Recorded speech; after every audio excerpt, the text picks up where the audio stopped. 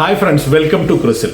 Indian premier ലീഗിൽ ഇന്ന് നടന്ന മത്സരത്തിൽ പഞ്ചാബ് കിങ്സ് 16 റൺസിന് കൊൽക്കത്ത നൈറ്റ് റൈഡേഴ്സിനെ പരാജയപ്പെടുത്തിയിരിക്കുകയായിരുന്നു. ഒരു ത്രില്ലിംഗ് ആയിട്ടുള്ള മാച്ചായിരുന്നു. അതുകൊണ്ട് തന്നെ മത്സരം കഴിഞ്ഞ ഉടനെ തന്നെ ഒരു വീഡിയോ ചെയ്യാനായിട്ട് തീരുമാനിക്കുകയായിരുന്നു. കാരണം എന്താണെന്ന് വെച്ച് കഴിഞ്ഞാൽ ഒരിക്കലും ജയിക്കില്ല എന്ന് പ്രതീക്ഷിച്ച ഒരു സ്ഥലത്ത് നിന്നാണ് പഞ്ചാബ് കിങ്സ് ശക്തമായ ഒരു തിരിച്ചുവരവ് നടത്തിയിരിക്കുന്നത്. വെറും 111 റൺസ് മാത്രമാണ് ആദ്യം ബാറ്റ് ചെയ്ത പഞ്ചാബ് നേടിയത്. മറുപടി ബാറ്റിംഗിൽ 95 റൺസിന് കൊൽക്കത്ത ഓൾ ഔട്ട് ആവുകയായിരുന്നു. ആ ഒരു പിച്ചിന്റെ ഒരു കണ്ടീഷനൊക്കെ വെച്ചിട്ട് ഒരു 180 റൺസെങ്കിലും ഈസി ആയിട്ട് സ്കോർ ചെയ്യാൻ പറ്റുന്ന ഒരു പിച്ചും ഒരു ഗ്രൗണ്ട് കണ്ടീഷനുമായിരുന്നു ഇന്നത്തേത്. പക്ഷേ രണ്ട് ടീമുകളുടെയും ബാറ്റിങ്ങിൽ വന്ന ഒരുപാട് പ്രശ്നങ്ങൾ, അല്ലെങ്കിൽ ബാറ്റിങ്ങിൽ ഒരു ഇന്റന്റ് ഇല്ലാത്ത രീതിയിലാണ് രണ്ട് ടീമുകളും ബാറ്റ് ചെയ്തത് എന്നുള്ളതാണ്. എസ്പെഷ്യലി പഞ്ചാബ് കിങ്സിന്റെ ബാറ്റിംഗ് ആദ്യം വളരെ മോശമായിരുന്നു. അതുകൊണ്ട് തന്നെ വെറും 111 റൺസ് മാത്രമാണ് അവർക്ക് നേടാനായിട്ട് സാധിച്ചത്. IPL ഹിസ്റ്ററിയിൽ തന്നെ 111 റൺസ് എന്ന് പറയുന്ന ഒരു ചെറിയ സ്കോറിൽ ഓൾ ഔട്ട് ആയിട്ട് ആ ഒരു സ്കോറിനെ ഡിഫെൻഡ് ചെയ്യുക എന്ന് പറയുന്നത് ഇതുവരെ നടന്നിട്ടില്ലാത്തൊരു കാര്യമാണ്. എനിക്ക് 116 റൺസാണ് ഇതിനു മുമ്പ് ഏറ്റവും ചെറിയ സ്കോർ ഡിഫെൻഡ് ചെയ്തിരിക്കുന്നത്. അത് തകർക്കാനായിട്ട് പഞ്ചാബ് കിങ്സിന് സാധിച്ചിരിക്കുന്നു. വെറും 95 റൺസ് മാത്രമാണ് കൊൽക്കത്ത നൈറ്റ് റൈഡേഴ്സ് ഈ ഒരു മത്സരത്തിൽ നേടിയത് എന്നുള്ളതാണ്. ഏതായാലും ഈ മത്സരത്തിന്റെ ഒരു തുടക്കത്തിലേക്ക് വരുമ്പോൾ ടോസ് ജയിച്ച പഞ്ചാബിന്റെ ക്യാപ്റ്റനായിട്ടുള്ള ശ്രേയസ് അയ്യർ ആദ്യം തന്നെ ബാറ്റ് ചെയ്യാനായിട്ട് തീരുമാനിക്കുകയായിരുന്നു. നല്ല ഒരു തുടക്കമായിരുന്നു അവരുടേത്. കാരണം എന്താ വെച്ച് കഴിഞ്ഞാൽ 3 ഓവറൊക്കെ ആകുമ്പോഴേക്കും 39 റൺസ് എന്ന് പറയുന്ന ഒരു നല്ല സ്കോറിലേക്ക് എത്തിക്കാനായിട്ട് പ്രിയാൻഷ് ആര്യയ്ക്കും പ്രഭ് സിമ്രൻ സിംഗിനും സാധിച്ചിരുന്നു. പക്ഷേ പ്രിയാൻഷ് ആര്യ ഔട്ടായ ഉടനെ തന്നെ പിന്നെ തുരുതുര വിക്കറ്റുകൾ നഷ്ടപ്പെടുന്ന ഒരു കാഴ്ചയായിരുന്നു. അതായത് ആ ഒരു ഇനീഷ്യൽ സ്റ്റേജിൽ തന്നെ നല്ല ഒരു ഇമ്പാക്റ്റ് ഉണ്ടാക്കാനായിട്ട് ഹർഷിത് റാണയ്ക്ക് സാധിച്ചു. പ്രിയാൻഷ് ആര്യ, ശ്രേയസ് അയ്യർ എല്ലാവരുടെയും ഇനീഷ്യൽ ആയിട്ടുള്ള ഒരു വിക്കറ്റ് നേടാനായിട്ട് അദ്ദേഹത്തിന് സാധിച്ചിരുന്നു. നമ്മൾ എപ്പോഴും പറയുന്നതാണ് ടീമിൽ ജോഷ് ഇംഗ്ലീഷിനെ കൊണ്ടുവരണം, അതുപോലെ തന്നെ സേവിയർ ബാർലറ്റിനെ കൊണ്ടുവരണം എന്നുള്ളത്. ഇന്ന് എല്ലാവരെയും ആ ഒരു ടീമിലേക്ക് കൊണ്ടുവരാനായിട്ട് സാധിക്കുകയും ചെയ്തു. പക്ഷേ ആരുടെ ഭാഗത്തു നിന്നും വലിയ പെർഫോമൻസുകൾ ഒന്നും തന്നെ വന്നില്ല. ജോഷ് ഇംഗ്ലീഷിനെ സംബന്ധിച്ചിടത്തോളം അദ്ദേഹം ബൗൾഡ് ആവുകയായിരുന്നു. അതിനുശേഷം ആർക്കും തന്നെ നല്ലൊരു പ്രകടനം കാഴ്ചവെക്കാനായിട്ട് സാധിച്ചില്ല എന്നുള്ളതാണ് എൻ്റെ അഭിപ്രായം എന്ന് പറയുന്നത്. വലിയൊരു സ്കോറിലേക്ക് പോകേണ്ടതായിരുന്നു. പക്ഷേ അൺഫോർച്ചുനേറ്റ്ലി ആ ഒരു ബാറ്റിങ്ങിൽ ഞാൻ പറഞ്ഞ പോലെ ഒരു ഇന്റന്റ് കാണിക്കാത്തത് കൊണ്ടാണ്. അല്ലാതെ ആ ഒരു ബോളിങ്ങിന്റെ ഒരു ക്വാളിറ്റിയേക്കാൾ എനിക്ക് തോന്നിയ ഒരു കാര്യം അതാണ്. ബോളിങ്ങിനെ ഞാൻ ഒട്ടും കുറച്ച് കാണുന്നില്ല. കാരണം സുനിൽ നരേനും ഹർഷിത് റാണ ആദ്യം 3 വിക്കറ്റ് നേടി. അതിനുശേഷം സുനിൽ നരേനും വരുൺ ചക്രവർത്തിയും ലോകോത്തര സ്പിന്നർമാരാണ്, ഒരു സംശയവുമില്ല ആ കാര്യത്തിൽ. പല ഈ ഫോറിൻ ബാറ്റർമാരുടെയും ഒരു പ്രശ്നം എന്ന് പറയുന്നത് ഇവരുടെ ബോൾ എങ്ങോട്ടാണ് തിരിയുന്നത് എന്നുള്ളതിനെ പറ്റി കൃത്യമായ ഒരു ധാരണയില്ല എന്നുള്ളതാണ്. പലപ്പോഴും അവർ ഔട്ടാവുന്നത് നമ്മൾ കാണുമ്പോൾ അതൊരു ധാരണയില്ലാത്ത രീതിയിലാണ് അവർ ബാറ്റ് ചെയ്യുന്നത്. ഇതിനെപ്പറ്റി ഒരു ഐഡിയ കിട്ടുന്നില്ല. എസ്പെഷ്യലി വരുൺ ചക്രവർത്തിയുടെ ബോൾ എങ്ങോട്ടാണ് തിരിയുന്നത് എന്നുള്ളതിനെ പറ്റി ഇപ്പോഴും കറക്റ്റായിട്ട് പിക്ക് ചെയ്യാനായിട്ട് പല ബാറ്റർമാർക്കും സാധിക്കുന്നില്ല എന്നുള്ളൊരു പ്രശ്നമുണ്ട്. ഞാനൊരു അവസാന ഘട്ടത്തിലേക്ക് വന്നപ്പോൾ ശശാന്ത് സിംഗ് എങ്കിലും കുറച്ച് നല്ല രീതിയിൽ ബാറ്റ് ചെയ്യും. കാരണം അദ്ദേഹം സ്പിന്നിനെ നല്ലപോലെ കൈകാര്യം ചെയ്യുന്ന ഒരു ബാറ്ററാണ്. പക്ഷേ ഫോറിൻ താരങ്ങളുടെ കാര്യത്തിലേക്ക് വരുമ്പോൾ ഇപ്പോൾ ജോഷ് ഇംഗ്ലീഷ് ആയിക്കോട്ടെ, അല്ലെങ്കിൽ ഗ്ലെൻ മാക്സ്വെൽ ആയിക്കോട്ടെ, മാർക്കോ യാൻസൺ ആയിക്കോട്ടെ, ആർക്കും തന്നെ ഒരു ക്ലൂവും ഇല്ലാത്ത രീതിയിലായിരുന്നു അവരുടെ ബോളിംഗ് എന്ന് പറയുന്നത്. എസ്പെഷ്യലി ഈ രണ്ട് ലോകോത്തര സ്പിന്നർമാരുടെ ബോളിംഗ് എന്ന് പറയുന്നത്. നല്ല ഒരു ബൗളിംഗ് പ്രകടനം കാഴ്ചവെക്കാനായിട്ട് കൊൽക്കത്ത നൈറ്റ് റൈഡേഴ്സിന് സാധിച്ചു. അതുകൊണ്ട് തന്നെയാണ് വളരെ ചെറിയ സ്കോറിൽ 111 റൺസ് എന്ന് പറഞ്ഞാൽ നമുക്കറിയാം IPL അതൊന്ന് ഡിഫെൻഡ് ചെയ്യാൻ പറ്റുന്ന ഒരു ടോട്ടൽ അല്ല. ഇതിനു മുമ്പ് ഏറ്റവും ചെറിയ സ്കോർ ഡിഫെൻഡ് ചെയ്തിരിക്കുന്നത് 116 ആണെന്ന് ഞാൻ പറയുകയും ചെയ്തു. അപ്പോൾ ഒരിക്കലും തന്നെ ജയിക്കാനുള്ള ഒരു സാധ്യതയില്ല. കാരണം വെച്ചാൽ ബാറ്റിംഗ് വിക്കറ്റ് അല്ലെങ്കിൽ നല്ലപോലെ ബാറ്റിങ്ങിന് അനുകൂലമായിട്ടുള്ള ഒരു പിച്ചാണോ, വലിയ ടേണോ അല്ലെങ്കിൽ വലിയ ഒരു സ്റ്റിക്കി ആയിട്ടുള്ള പിച്ച് ഒന്നും ആയിരുന്നില്ല എന്നുള്ളതാണ്. പക്ഷേ ഇനീഷ്യൽ സ്റ്റേജിൽ തന്നെ ഈ 111 റൺസ് എന്നൊക്കെ പറയുമ്പോൾ ഒരു പ്രശ്നം എന്ന് പറയുന്നത് പെട്ടെന്ന് ഈ സ്കോർ അടിച്ചെടുക്കുകയാണെങ്കിൽ റൺ റേറ്റിൽ വലിയ വ്യത്യാസങ്ങൾ വരാനുള്ള സാധ്യതയുണ്ട്. അതുകൊണ്ടായിരിക്കണം ആ ഇനീഷ്യൽ സ്റ്റേജിൽ തന്നെ അവർ അടിച്ചു കളിക്കാനാണ് ശ്രമിച്ചത്. ആദ്യം തന്നെ അവർക്ക് 2 ഓപ്പണർമാരെയും നഷ്ടമായി, സുനിൽ നരേനും അതുപോലെ ഒപ്പമുണ്ടായിരുന്ന ക്വിന്റൻ ഡിക്കോക്കും. ഈ 2 താരങ്ങളും ആദ്യം തന്നെ ഔട്ടാവുകയായിരുന്നു. അതിൻ്റെ ഒപ്പം ഒരു മൂന്നാമത്തെ ഒരു വിക്കറ്റ് പോകേണ്ടതായിരുന്നു. അത് ഷെഗ്ഗയുടെ കയ്യിൽ നിന്നൊരു ക്യാച്ച് മിസ്സായി പോയി. അദ്ദേഹം ജഡ്ജ് ചെയ്ത് ശരിയായില്ല. അതിന് മുമ്പത്തെ ക്യാച്ച് അദ്ദേഹം എടുത്തത് ക്വിന്റൻ ഡിക്കോക്കിന്റെ നല്ലൊരു ക്യാച്ച് തന്നെയായിരുന്നു, പറയാതിരിക്കാനും ആവില്ല. ഏതായാലും അതിനുശേഷം അങ്കുരിഷ് രഘുവംശിയും അജിങ്ക്യ രഹാനെയും ചേർന്നുള്ള ഒരു പാർട്ട്ണർഷിപ്പ് വളരെ ഈസി ആയിട്ട് മുന്നോട്ട് പോയിക്കൊണ്ടിരുന്നതാണ്. കാരണം 7.4 ഓവറൊക്കെ ആകുമ്പോഴേക്കും 62 റൺസിന് 2 വിക്കറ്റ് എന്ന നിലയിലായിരുന്നു. അപ്പോഴൊന്നും എനിക്ക് തോന്നുന്ന ഈ വിൻ പ്രഡിക്റ്ററൊക്കെ നോക്കിയിരുന്നെങ്കിൽ 95% അത് കൊൽക്കത്ത ജയിക്കും, 5% മാത്രമായിരിക്കും ആ ഒരു സമയത്തൊക്കെ പഞ്ചാബിന് ജയിക്കാനായിട്ട് സാധ്യത ഉണ്ടാവുക എന്നുള്ളതായിരിക്കും ഒരു വിൻ പ്രഡിക്റ്ററിലൊക്കെ ആ ഒരു സമയത്ത് അങ്ങനെ കാണിച്ചിരുന്നെങ്കിൽ അങ്ങനെയായിരിക്കും കാണിക്കുന്നുണ്ടാവുക.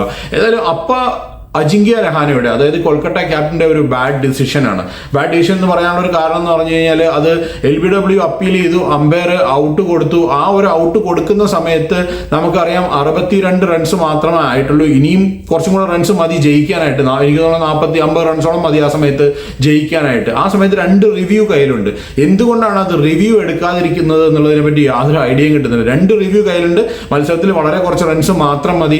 ആ ഒരു സമയത്ത് അജിങ്ക്യ രഹാനെ റിവ്യൂ എടുക്കാതെ നടന്നുപോയതെന്നാണ് അദ്ദേഹം പറഞ്ഞത്. അങ്കുഷ് രഘുവംശിയുടെ അടുത്ത് ചോദിച്ചപ്പോൾ ഈ മാച്ചിന് ശേഷം അദ്ദേഹത്തിന്റെ ഒരു കമന്റ്സിൽ അദ്ദേഹം പറഞ്ഞ അങ്ങനെയാണ്, അങ്കുഷ് രഘുവംശിയോട് ചോദിച്ചപ്പോൾ അത് ചിലപ്പോൾ ഒരു അമ്പയേഴ്സ് കോൾ ആയിട്ട് മാറാനുള്ള സാധ്യതയുണ്ട്, ചിലപ്പോൾ umpire's call, I am not sure, എനിക്ക് അറിയില്ല, അമ്പയേഴ്സ് കോൾ ആവുമെന്നാണ് അങ്കുഷ് രഘുവംശി. എന്തുകൊണ്ട് അത് എടുക്കുന്നില്ല എന്നുള്ളതാണ് ഒരു പ്രധാനപ്പെട്ട ഒരു ചോദ്യം എന്ന് പറയുന്നത്. ഏതായാലും അവിടെ നിന്നിട്ടാണ് അവരുടെ ഒരു തകർച്ച തുടങ്ങിയത്. ആ ഒരു വിക്കറ്റ് നഷ്ടപ്പെട്ടു. പിന്നീട് വന്ന ഒരു ബാറ്റർക്കും നല്ല പ്രകടനങ്ങൾ കാഴ്ചവെക്കാനായിട്ട് സാധിച്ചില്ല. കത്തിക്കയറാനായിട്ട് പഞ്ചാബ് കിങ്സിന് സാധിച്ചു എന്നുള്ളതാണ്. അവരുടെ ഒരു ഹോം ക്രൗഡിന്റെ മുമ്പിൽ നല്ലൊരു പെർഫോമൻസ് ആയിരുന്നു പഞ്ചാബ് ബൗളർമാരുടെ, എസ്പെഷ്യലി യുസി ചഹലിനെ. നമ്മളെപ്പോഴും ഈ പഞ്ചാബിന്റെ പ്രിവ്യൂ പറയുന്ന സമയത്ത് യുസി ചഹലിന്റെ ഫോം എന്ന് എപ്പോഴും പറയാറുണ്ട്. കാരണം അദ്ദേഹം ഫോമിലേക്ക് വരുന്നില്ല, അദ്ദേഹത്തിന് നല്ല പ്രകടനങ്ങൾ കാഴ്ചവെക്കാനായിട്ട് സാധിക്കുന്നില്ല എന്നുള്ളത് നമ്മൾ എപ്പോഴും എടുത്തു പറഞ്ഞുകൊണ്ടിരിക്കുന്ന ഒരു കാര്യമാണ്.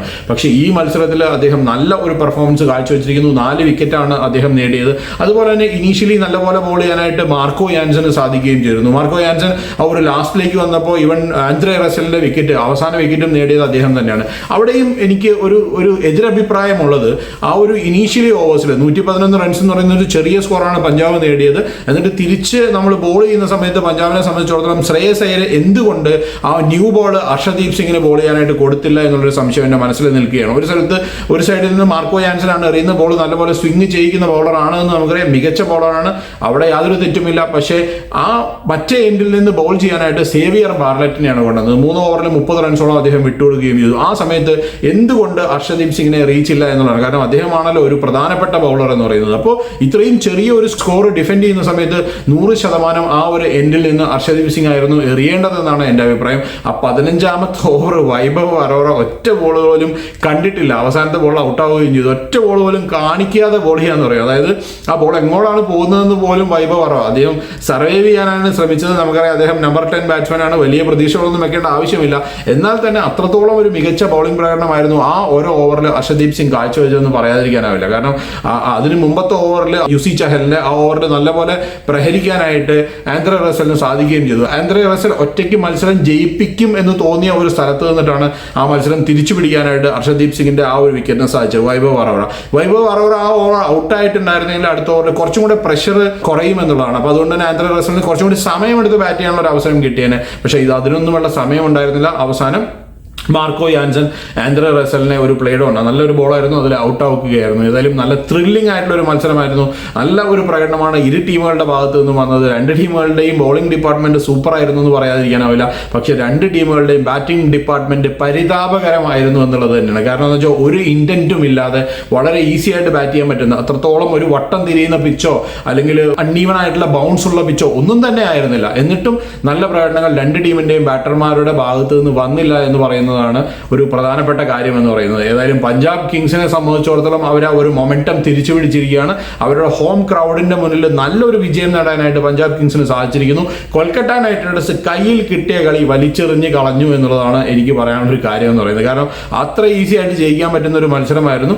യുസി ചഹല് ഏത് പിച്ചിൽ ബോൾ ചെയ്താലും കുറച്ച് നല്ല ടേൺ കിട്ടുന്ന ഒരു ബൗളറാണെന്ന് നമുക്കറിയാം. അദ്ദേഹം നന്നായിട്ട് ബോൾ തിരിക്കുന്ന ഒരു ബൗളറാണ്. അതുകൊണ്ട് തന്നെ അദ്ദേഹത്തിന് എവിടെയും നല്ല ടേൺ കിട്ടും. അദ്ദേഹം 4 വിക്കറ്റ് കരസ്ഥമാക്കിയിരിക്കുന്നു. അതുപോലെ തന്നെ മാർക്കോ യാൻസൺ 3 വിക്കറ്റും കരസ്ഥമാക്കിയിരിക്കുന്നു. 2 പേരുടെയും പ്രകടനം ഒരു നല്ല പ്രകടനമായിരുന്നു. അതുകൊണ്ട് തന്നെയാണ് ഈ മത്സരത്തിൽ നല്ലൊരു വിജയം നേടാനായിട്ട് ഈ ഒരു വിജയമൊക്കെ അവരുടെ ഒരു കോൺഫിഡൻസ് ലെവൽ നല്ലപോലെ ഉയർത്തും എന്നുള്ളതാണ്. അതുപോലെ തന്നെ KKRനെ സംബന്ധിച്ചിടത്തോളം കയ്യിൽ കിട്ടിയ മത്സരമാണ് അവർ കളഞ്ഞു കുളിച്ചത് എന്നുള്ളതാണ്. ഏതായാലും നല്ല ഒരു ത്രില്ലിംഗ് ആയിട്ടുള്ള മത്സരം. സാധാരണ ബാറ്റിംഗിലാണ് നമ്മൾ ഇതുപോലെയുള്ള ത്രില്ലിംഗ് മത്സരം കാണാറുള്ളത്. കഴിഞ്ഞ ഒരു മത്സരം നമ്മൾ കണ്ടു, SRH ഒരു വലിയ സ്കോർ 240 മുകളിലുള്ള സ്കോർ ചേസ് ചെയ്ത് ജയിക്കുന്നത് കണ്ടിരുന്നു. ഇതുപോലെ ബൗളിങ്ങിലും ഇതുപോലെയുള്ള ത്രില്ലിംഗ് മത്സരം കാണാനായിട്ട് നല്ല രസമാണ്. വല്ലപ്പോഴുമാണ് ഇങ്ങനെ സംഭവിക്കുന്നത്. പക്ഷെ അത് നല്ല ഭംഗിയുള്ള ഒരു മത്സരമായിരുന്നു. ഞാൻ ശരിക്കും എൻജോയ് ചെയ്തൊരു മത്സരമായിരുന്നു. അതുകൊണ്ട് തന്നെ ആ ഒരു എക്സൈറ്റ്മെന്റിലാണ് ഞാൻ ഈ വീഡിയോ ചെയ്തിരിക്കുന്നത്. ഏതായാലും ഇതുപോലെയുള്ള ത്രില്ലിംഗ് മത്സരങ്ങൾ ഇനിയും കാണാനുള്ള ഭാഗ്യം അല്ലെങ്കിൽ അവസരം എല്ലാ ആരാധകർക്കും ഉണ്ടാകട്ടെ എന്ന് ആശംസിച്ചുകൊണ്ട് നിർത്തുകയാണ്. മറ്റൊരു വീഡിയോ ആയിട്ട് നമുക്ക് വീണ്ടും കാണാം. ബൈ.